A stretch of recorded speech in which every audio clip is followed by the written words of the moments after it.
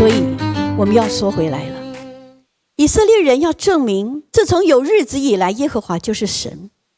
那有日子是什么呢？有日子就是起初神创造天地，地是空虚混沌，渊面黑暗，神的灵运行在水面上。神说要有光，就有了光。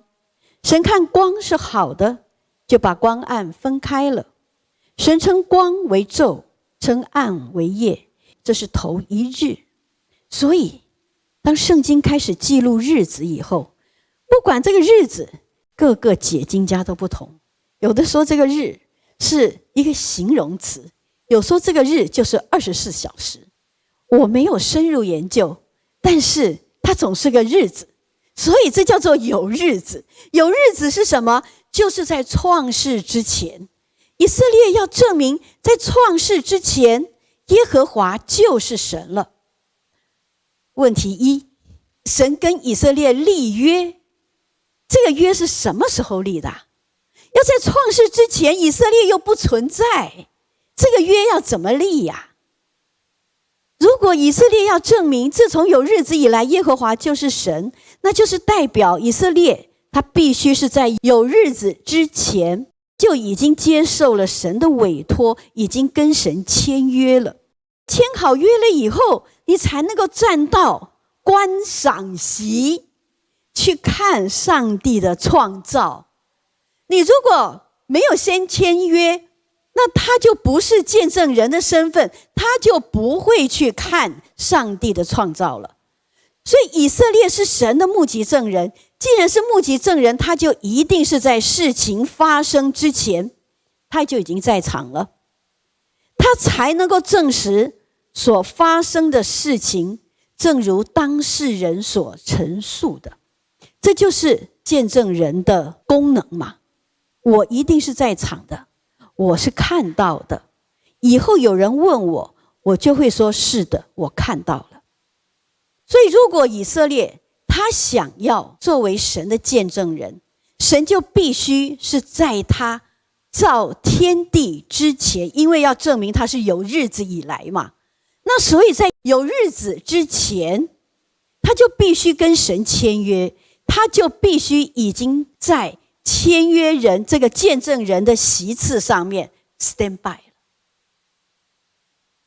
以赛亚书51章告诉我们说，我将我的话传给你，用我的手影遮蔽你，为要裁定诸天，立定地基，又对锡安说，你是我的百姓。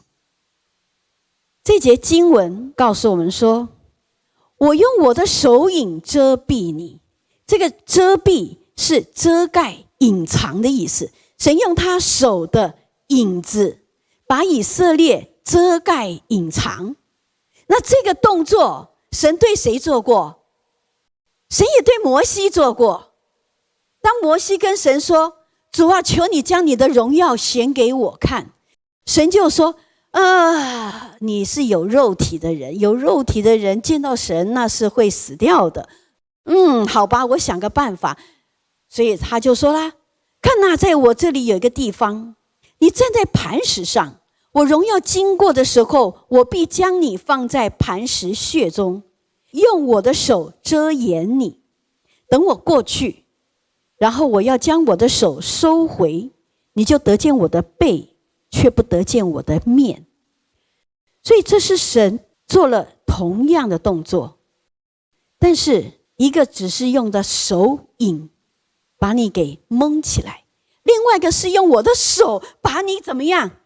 把你围住防堵。这代表一个是灵界的灵体，一个是物质界的肉体。所以上帝在遮蔽他们的时候方式不一样，但是目的却是一样。目的是什么呢？神对以色列说，我将我的话传给你，用我的手影遮蔽你，为要裁定诸天，立定地基。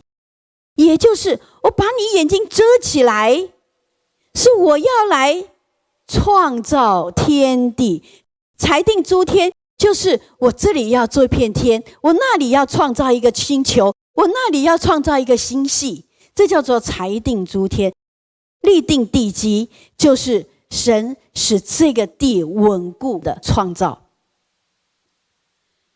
当神把摩西包裹起来遮蔽起来的时候，摩西所看见的就是以色列人所看见的裁定诸天，立定地基。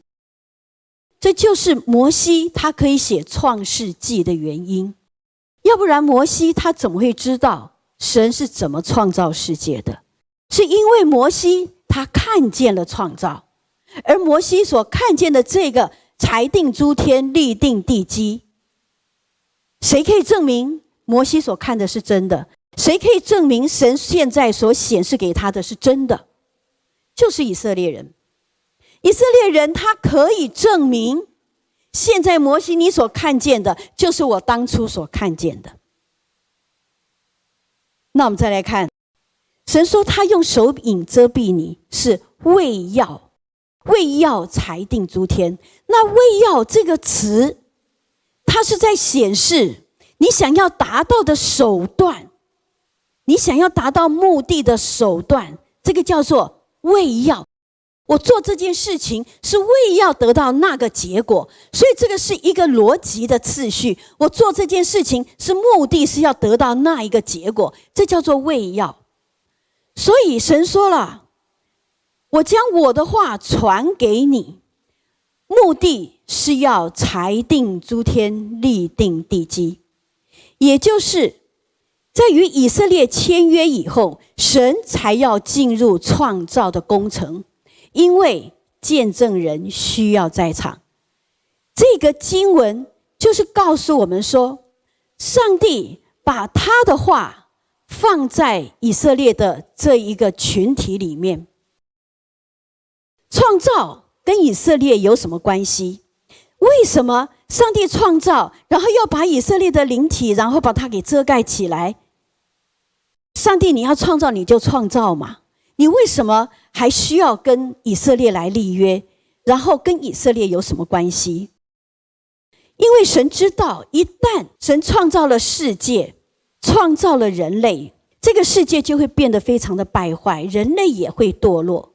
所以在创世以前，神就已经预备好了救恩计划。但是在神的救恩计划行动之前，神必须将他救恩的计划传输给以色列，让以色列领受神救恩的全盘计划，而且还要同意成为神的百姓，作为配角，一起在人类的历史中演出这场救赎的大戏。所以这个是上帝做事的次序。上帝先把他的救赎计划告诉了以色列，以色列同意了，神就遮蔽了他的灵体，然后开始了创造。当创造完毕了以后，神就对以色列说，锡安是我的百姓。神裁定诸天，立定地基之后，又对锡安说，你是我的百姓。也就是说，神把创造的事情立约创造完毕了，第三步，锡安你是我的百姓，代表什么？以色列从此就是成为神的百姓。锡安那个时候在地上没有，但是天上有一个锡安，天上有耶路撒冷，所以以色列人在天上的锡安跟神立约了，神创造了。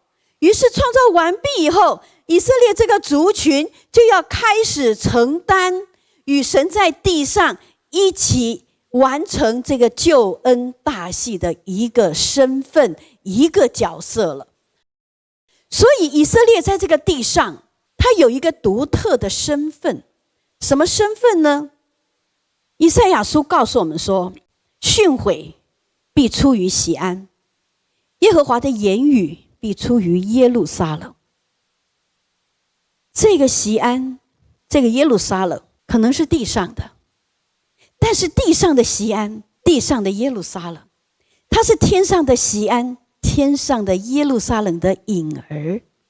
所以这个族群为什么他们对神的话语好像有一种 DNA， 他就很容易去理解。所以只要一个犹太人他成为弥赛亚的信徒的时候，他来读新约会比我们还要更加容易。为什么？因为在这个族群里面，他们有神，在他们的灵体里面已经注入了神的话语，所以耶稣才会对撒玛利亚妇人说，因为救恩是从犹太人出来的，因为这个族群他们独特的承受了神向这个族群在创世以前所放置的这一个档案夹了。